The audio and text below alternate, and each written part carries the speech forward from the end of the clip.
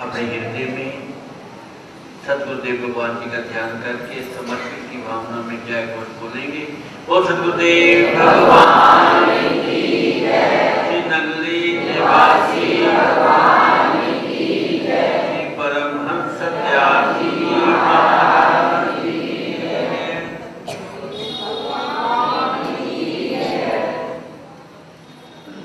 आपके समक्ष मंच पर आसीन संत विवेकानंद सत्यार्थी जी और सतगुरुदेव भगवान जी की प्यारी आत्माओं, वेद का ये मंत्र, प्रथम मंत्र पूर्णमदा पूर्णमिदं पूर्णात् पूर्णमुदच्यते,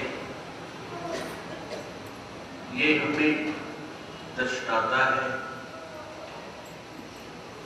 उस चेतन शक्ति का ये संपूर्ण जगत जो उसके द्वारा ही निर्मित है, उसके द्वारा ही बनाया हुआ है, ये भी पूर्ण है। क्यों? क्योंकि उस संसार के बनाने वाले के नियम भी एक अजीब से अनोखे और पूर्ण होते हैं। ये मैं मानता हूं कि मनुष्य के बनाए हुए सिद्धांत, मनुष्य के बनाए हुए नियम टूट सकते हैं, उनमें रद्द-बदल आ सकती है, परंतु उस चेतन शक्ति के बनाए हुए नियम अटल आद सृष्टि थे। जब से ये सृष्टि की रचना हुई, तब से उसने जो जो भी चीज, जो जो भी नियम बना दिए वो अटल, असंख्य कितने ही जातियों के जीव हैं। एक छोटी सी बात इसमें याद आती है। एक बहुत बड़ा धनाढ़ राजा, समझ लो, बहुत सारे मनुष्यों को उसने रोजगार दिया। पहाड़ों में जाकर के पत्थर तोड़ने का, पत्थर तोड़, बात छोटी सी है, नुक्ता सिद्धांत, पत्थर तोड़ो, और खुद वो राजा, राजा ही कहना चाहिए, खुद एक जगह पर बहुत सुंदर सा सिंहासन, बहुत सुंदर सा छाता लेकर के बैठा हुआ और बड़े गर्व से इधर उधर देख रहा। उसके गुरुदेव उसके पास आए, राजा उठा, उठ करके उसने प्रणाम किया, गुरुदेव को भी सिंहासन दिया, आसन पर बैठे। गुरुदेव कहने लगे, राजन बड़े मुस्कुरा रहे थे ये सारा चीज देख करके, मुझे उस चेतन शक्ति की प्रेरणा हुई, मैं तुम्हारे पास आया। राजा कहने लगा, गुरुदेव देखा मैं कितने हजारों व्यक्तियों को भोजन देता हूं, इनकी जीविका का साधन हूं मैं। गुरुदेव कहने लगे, राजन मैं इसीलिए आया हूं। एक सिद्धांत है छोटा सा, कोई भी यात्री पहाड़ों पर, कोई भी व्यक्ति इस समाज में, कोई भी पदाधिकारी अपने पद पर जिस समय बहुत ऊंचा हो जाता है, निचाई की तरफ देखता है, ऊंचा हो जाता है निचाई की तरफ देखता है। इसके दो कारण बीच में बात आ गई। एक तो वो कहता है कि देखो मैं कितना ऊंचा आ गया। अभिमान जागृत होता है, प्रत्येक व्यक्ति के मन में जागृत होता है, कितना मैं ऊंचा आ गया। प्रश्न ये नहीं है कि वो एक साधारण आदमी है, बात उसकी भी नहीं मैं कहता, बहुत बड़ा तपस्वी है, बात उसकी भी नहीं कर रहा, बहुत बड़ा दानी है। पर जो प्रत्येक मनुष्य की मनोकावृत्ति इस प्रकार की है, जिस समय मनुष्य ऊंचाई की तरफ आ जाता है, बहुत ऊंचे पहाड़ पर चढ़ जाता है, हवाई जहाज की यात्रा करता है, एक भी तो 7-8 किलोमीटर ऊपर उड़ जाती है, नीचे की तरफ दूर देखता है। परंतु उसके दो कारण होते हैं। एक कारण कि मैं इतना ऊंचा आ गया, उसके अंदर वो सोचता है मैं इतना ऊंचा आ गया। दूसरा ये सोचता है मैं अपने सदगुरुदेव भगवान जी की कृपा से इतना ऊंचा हो गया।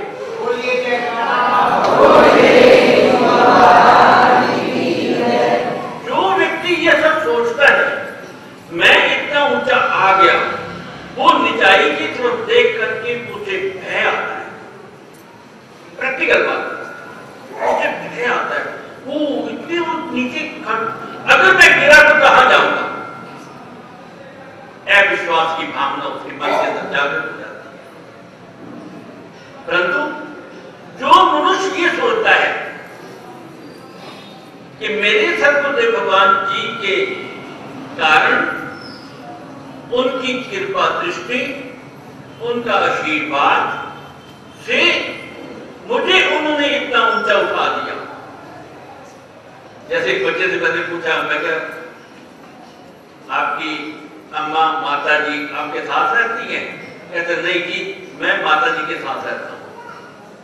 बात एक ही है, बात एक है, या हाथ दे या हाथ ले, बात एक है। परंतु विचारधारा का फर्क मैं आज आपको बताना ये चाहता हूं कि मनुष्य की मनोकावृत्तियां किस किस प्रकार की होती हैं। जो मनुष्य ये सोचते हैं कि मैं ऊपर आ गया, उनको भय आता है अगर मैं गिरूंगा तो कहां जाऊंगा। परंतु जिस मनुष्य के अंदर ये भाव होते हैं कि मैं अपने सदगुरुदेव भगवान, मैं अपने ईश्वर की आशीर्वाद से इतना आ गया, उसको भय नहीं आता, उसको नहीं आता। वो नीचे भी देखता है, ऊपर भी देखता है। जहां अब तक सदगुरुदेव भगवान जी ने मुझे इतना पहुंचाया है, आगे भी वो पहुंचाएंगे और मैं उनकी ज्यादा से ज्यादा सेवा कर पाऊंगा। ये विचार आते हैं। जिस मनुष्य के अंदर अभिमान आता है, उसको भय आता है, चक्कर आते हैं, बैठ जाता है, मंत्र तक नहीं बोल पाता। हकीकत है, मैंने बहुत सारे ऐसे राही देखे जो मंत्र से नीचे वापस आ जाते हैं, मंत्र तक नहीं पहुंचते, नीचे आ जाते हैं। ऐसे राही देखे, ऐसे गृहस्थी देखे, ऐसे सन्यासी देखे। एक ऐसी मंजिल पर जिस समय सदगुरुदेव भगवान जी ने शरीर को पहुंचाया, मैंने उनसे बयान किया अपने प्रभु से, मैं कि मेरे पर पिता आपकी कृपा से ऐसी मंजिल पर पहुंचे। कह रहे क्या देखा, क्या देखा? यही बातें होती थी। क्या देखा? मैं कि मैंने एक ऐसी चीज देखी जिसका मैं वर्णन नहीं कर सकता। नहीं, बताओ बताओ बताओ बताओ, कोई बात नहीं। मैं कि इस संसार में बहुत प्रतिष्ठित ऐसे महापुरुष को मैंने वहां देखा। वो एक चारद्वारी के दायरे में कैद थे, हंसने लग पड़े। वो यहाँ माया में कैद है, वो यहाँ माया में कैद है। माया से छूटेंगे तो आगे जाएंगे ना। दायरे से छूटेंगे तो आगे जाएंगे ना। कहने का ये अर्थ। गुरुदेव ने कहा, राजन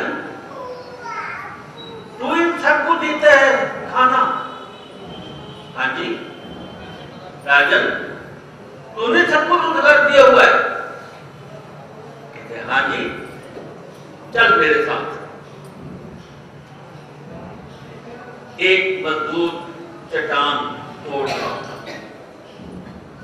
उसने दो छट मारी, चोट मारी, पत्थर दो टुकड़े हो गए। पर एक बड़ा अचंभा, अजीब सी बात, उसमें एक छोटा सा कीड़ा, चट्टान के बीच में एक छोटा सा कीड़ा। कहने राजन क्या इसको भी तू भोजन देता है? इसको भी तू भोजन देता है? कहता नहीं गुरुदेव, कहते यही बताने के लिए मैं आया हूं, सबको भोजन को देने वाला है। पूर्णमदा पूर्णमिदं पूर्ण, उसका नियम अटल है, उसके नियम को कोई तोड़ नहीं सकता। अगर गर्मी आनी है तो गर्मी आनी है, चाहे तुम कितने भी आसमान में एसी लगा लो, तुम आसमान को कितना भी चेंज करने की कोशिश कर लो, वातावरण को तुम कितना भी कुछ कर लो, आर्टिफिशियल बरसात कर लो, पर जिस समय बरसात आनी है उस समय आनी है, कोई उसे रोक। जिस समय सर्दी आनी है सर्दी आनी है, उसे कोई रोक। अगर एक मनुष्य ने बचपन के बाद जवानी लेनी है तो लेनी है, उसे कोई रोक नहीं सकता, कोई मेडिसिन आज तक बनी नहीं ना बनेगी आज संसार में, उसके नियम अटल है। इस शरीर के नियम उसने अटल रखे हुए हैं। इंद्रियों ने कमजोर होना है तो होना है। पूर्णमदा पूर्णमिदं पूर्णात् पूर्णमदः, वो पूर्ण है। अगर एक शरीर का उसने नियम बना दिए हैं तो बना दिए हैं, कोई उसे रोक नहीं सकता। इस जीवन की संध्या ढलेगी ही ढलेगी, मनुष्य जाएगा ही जाएगा। अर्जुन ने कहा मेरे प्रभु भगवान कृष्ण को शांति योग में, विषाद योग में जिस समय बिल्कुल निढाल हो गया, कहने लगे आप तो सर्व अंतर्यामी हो, सर्वत्र हो। आपने कहा ये प्रकृति में भी मैं हूं, ये संसार की विलासता में भी मैं हूं, प्रत्येक में मैं समाया हुआ हूं, पेड़ों में भी मैं हूं, पर्वतों में भी मैं हूं, कोई ऐसा स्थान नहीं है जहां पर मैं नहीं हूं। आप तो सर्वत्र हैं। मेरे प्यारे अभिमन्यु से मेरी बात करा दो। कहता वो नहीं करेगा। तुम्हारा रिश्ता उस अभिमन्यु से, शरीर से रिश्ता था, आत्माओं का कोई रिश्ता नहीं होगा, आत्माओं का कोई रिश्ता नहीं है। हम किसी को रोक नहीं सकते। जिस समय किसी ने जाना है जाना है, वो नहीं देखेगा एकादशी कब है, वो नहीं देखेगा पूर्णमासी कब है, वो नहीं देखेगा मेरे साथ इसका प्यार ज्यादा है, वो ये नहीं देखेगा मुझे जाना चाहिए नहीं। उसका कोई, किसी भी मनुष्य का अपने आप में कोई फैसला नहीं, वो कोई किसी को नहीं रोक सकता। हमें मोह है। अर्जुन को बड़े स्पष्ट शब्दों में उन्होंने समझाया, अर्जुन ये तू देख रहा है कि ये द्रोणाचार्य खड़े हैं, ये तू देख रहा है भीष्म पितामह खड़े हैं, ये तू देख रहा है मेरे नाती खड़े हैं, ये चचेरे भाई खड़े हैं, ये तू देख रहा है, ये तेरा शरीर का नाता है। वास्तव में ये सब खिलौने हैं, अलग अलग चाबी भरी हुई है, खत्म हो जाएगी, खत्म हो जाएगी, तू नहीं रोक पाएगा।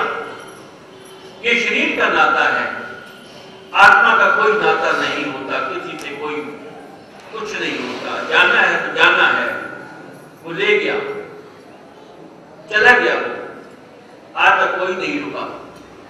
तो हमें किस चीज का मोह है? तो अर्जुन को समझाया, अर्जुन के बहाने हमें समझा रहे किससे मोह करना है। कौन है अपना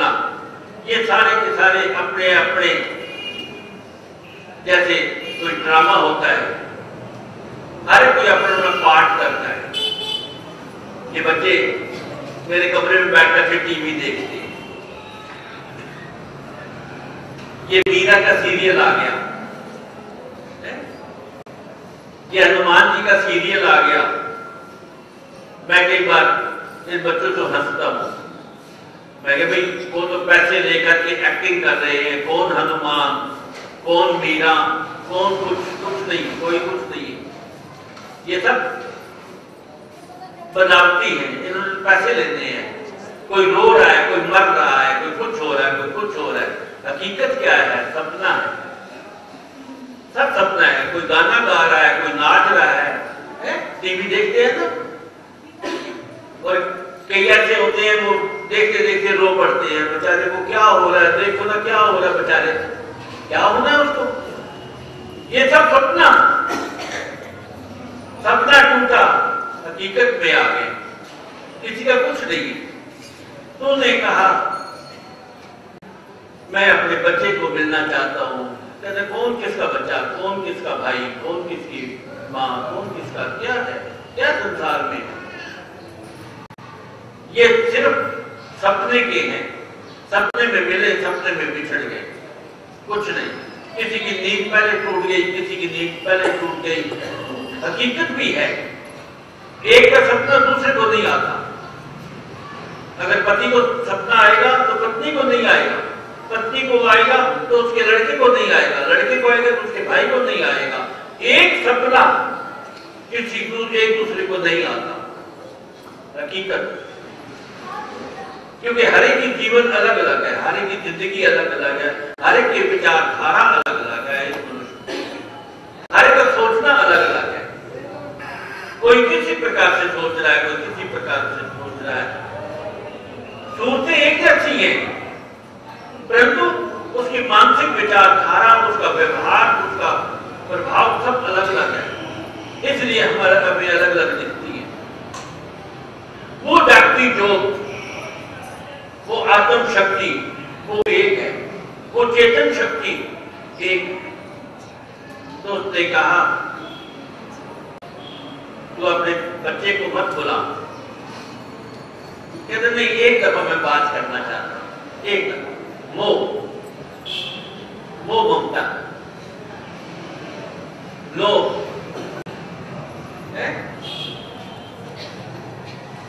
उसने एक हंसी की बात बताता हूं। एक बच्चा मेरे पास आया, कोई भी माफ करना, बड़ी बात अजीब थी।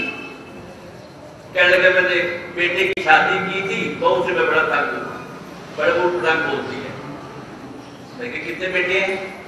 कहते 2 हैं। मैं दूसरे की भी शादी कर रहे तो मैं बात निकाल देंगे। बहुत अच्छी बात होगी, हमें बड़ी अच्छी होगी कि तुम किसी बात घर से वैराग पैदा होगा। कि हकीकत ये है, संसार की हकीकत।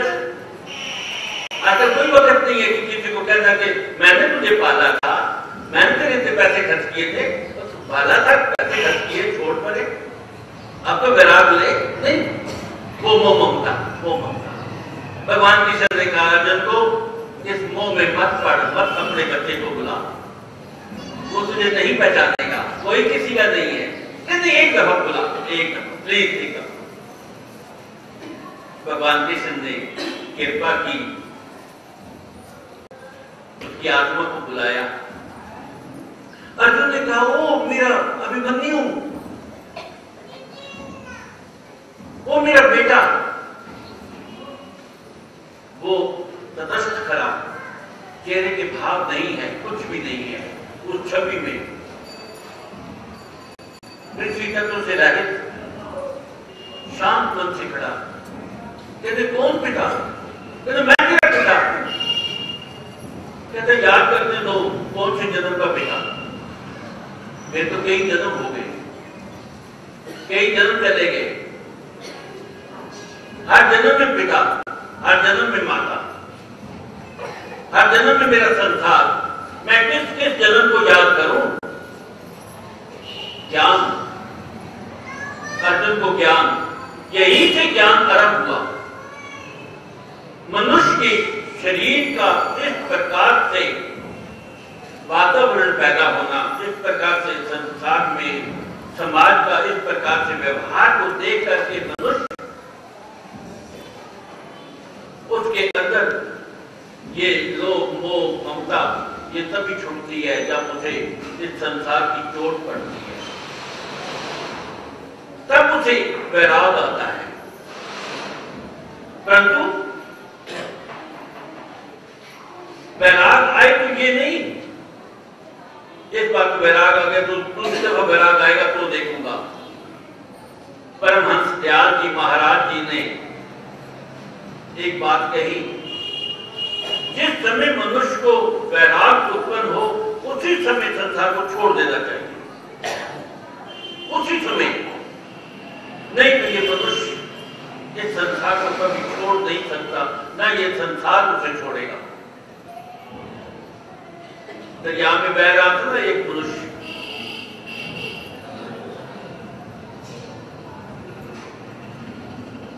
बहते बहते एक रीछ भी बह रहा था, भालू ने उसको पकड़ लिया। किनारे पर खड़ा हुआ एक उसका दोस्त ने कहा, क्या कर रहा है, क्यों बैठे हुआ जा रहा है? कहता कंबल है, कंबल है, कंबल। कहते कंबल नहीं है, भालू है। कहते नहीं कंबल है। कहते छोड़ दे फिर कंबल को। कहते अब तो मैं कंबल को छोड़ दूं, पर अब कंबल मुझे नहीं छोड़ना। ये संसार है, पूर्णमदः पूर्णमिदं पूर्णात् पूर्णमुदच्यते। उस ईश्वर का जो नियम है, सिद्धांत है, वो अटल है। परंतु थोड़ी सी ज्ञान की बात, उसका सिद्धांत कहां पर लागू होता है ये समझ लेना कि किसी भी मनुष्य के शरीर पर, किसी भी जीव के शरीर पर उसके नियम लागू नहीं होते। उसके नियम लागू होते हैं उसकी आत्मा पर।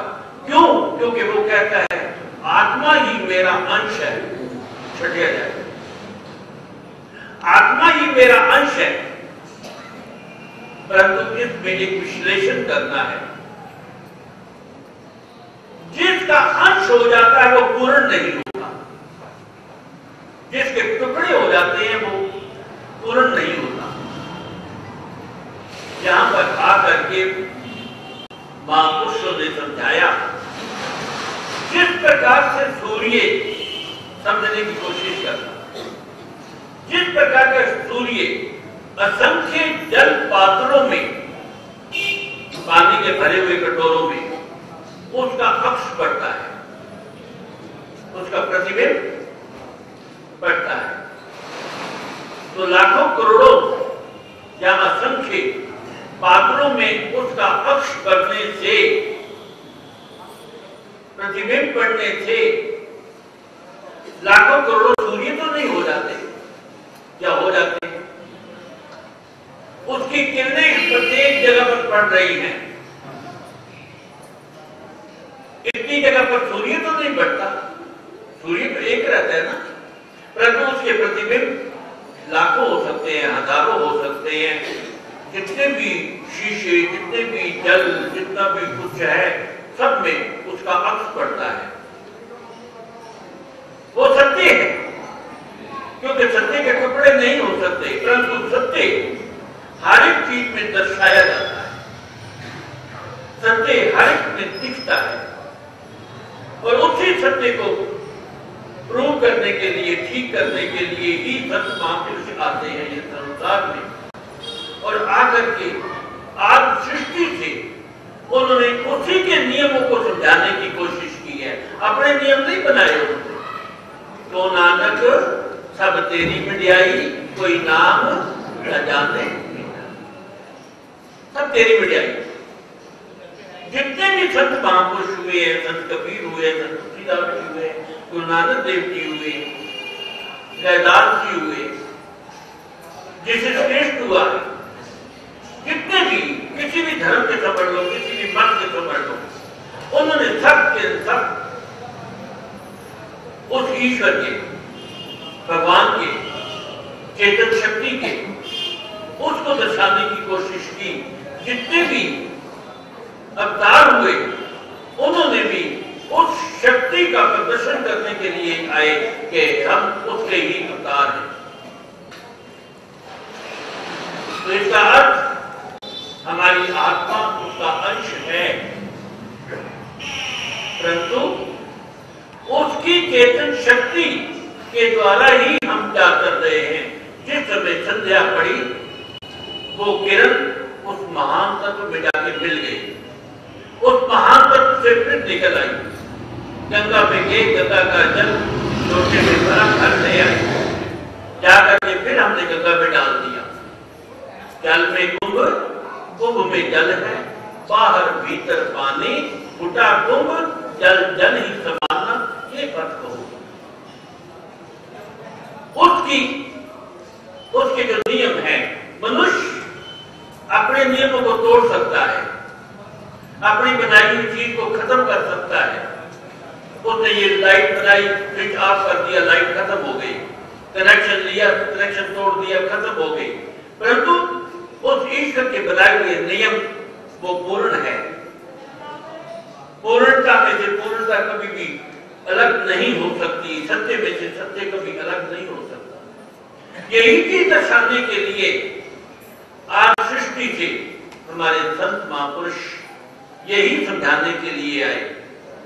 जब जब भी मनुष्य में इस प्रकार की धारणा हुई कि मैं ही ये करने वाला हूं, मुझे ही ये सब चीज चाहिए, तो उस समय उसके अंदर लोभ, काम, क्रोध, ये सारे के सारे जागृत हुए, उसके अंदर उत्पन्न हुए, और उसी से ही शरीर का नहीं, शरीर का कोई फर्क नहीं पड़ता,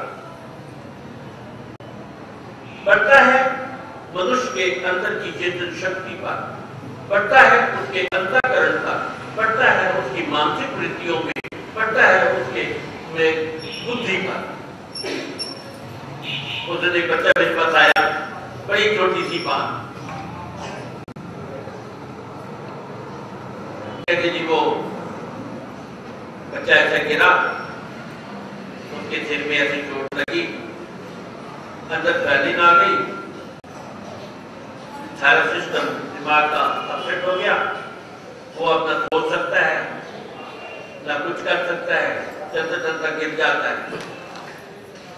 मैंने कहा सारा शरीर तो ठीक है, कहते सारा शरीर ठीक है, एक सिर्फ बुद्धि पे जरा सी भी बात होने से शरीर सारा बिगड़ गया।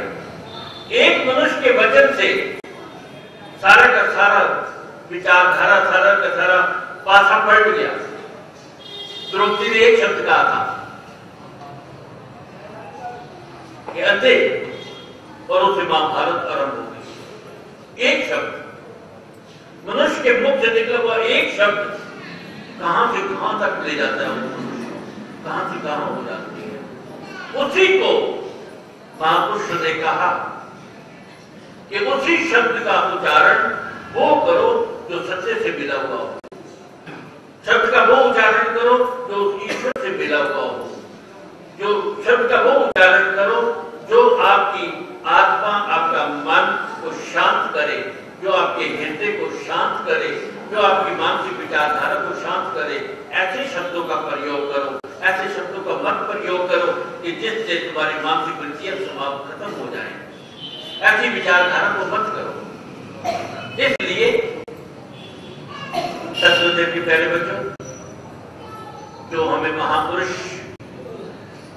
शिक्षा देते हैं, क्यों आए देखा जाए।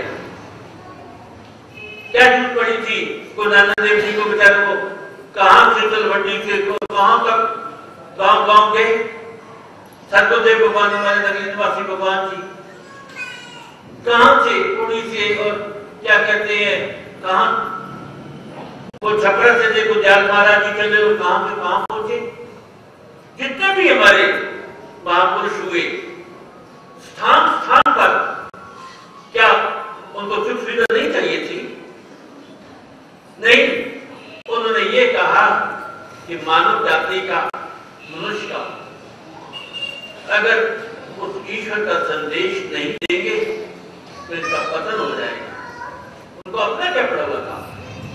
क्या घर में सुख सुविधा नहीं थी?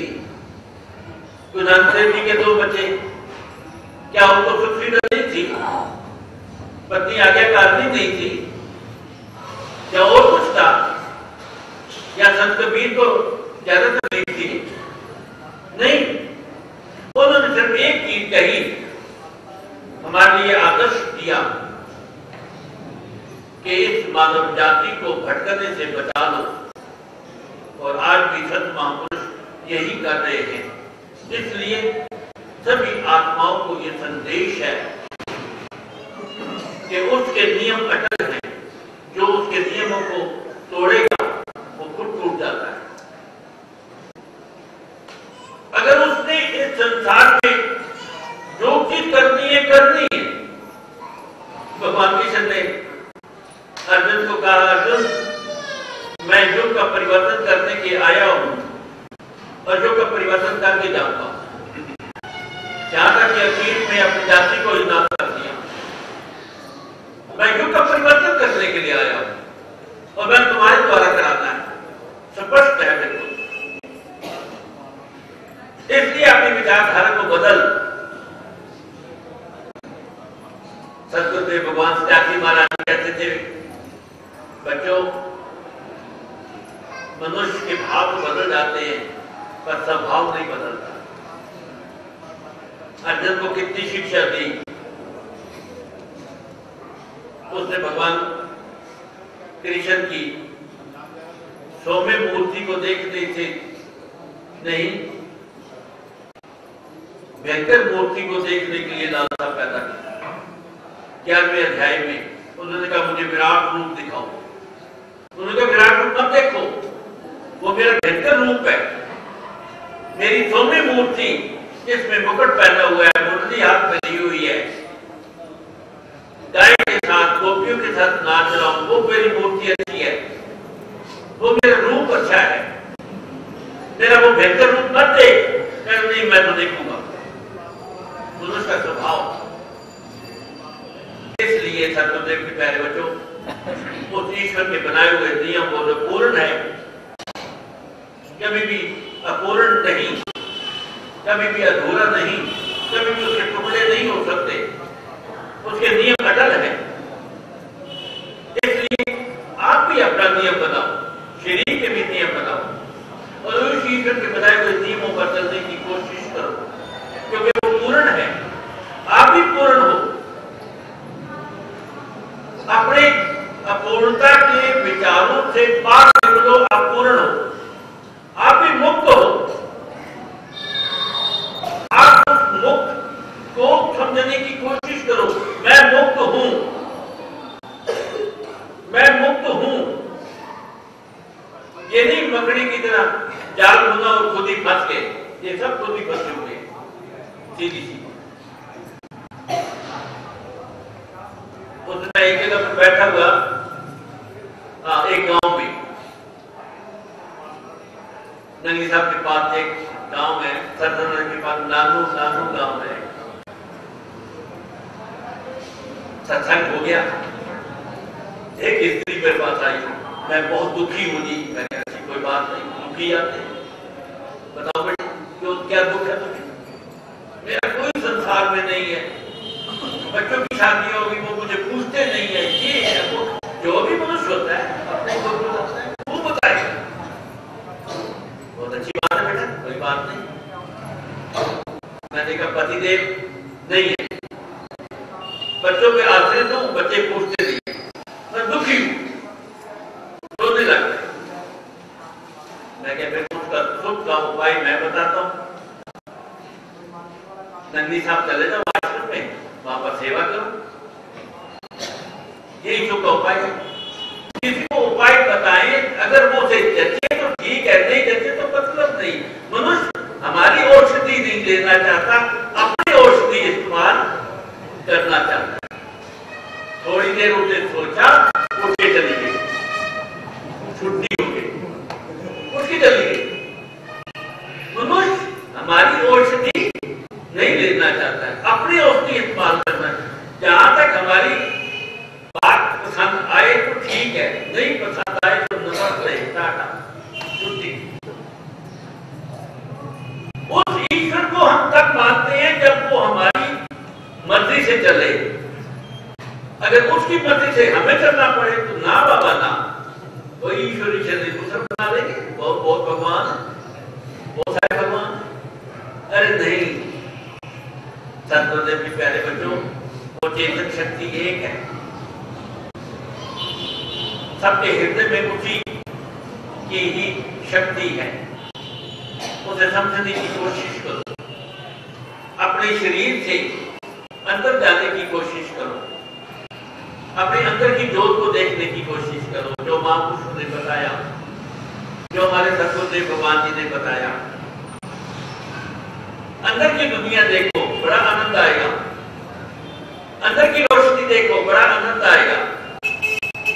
अंदर की आवाज को सुनो, अनाथ वाणी पूजी संतन के यात्रा की। अंदर की आवाज को सुनो, बिन आपा जी ने मिटे ना ब्रह्म की का। अपने आप को रियलाइज करो।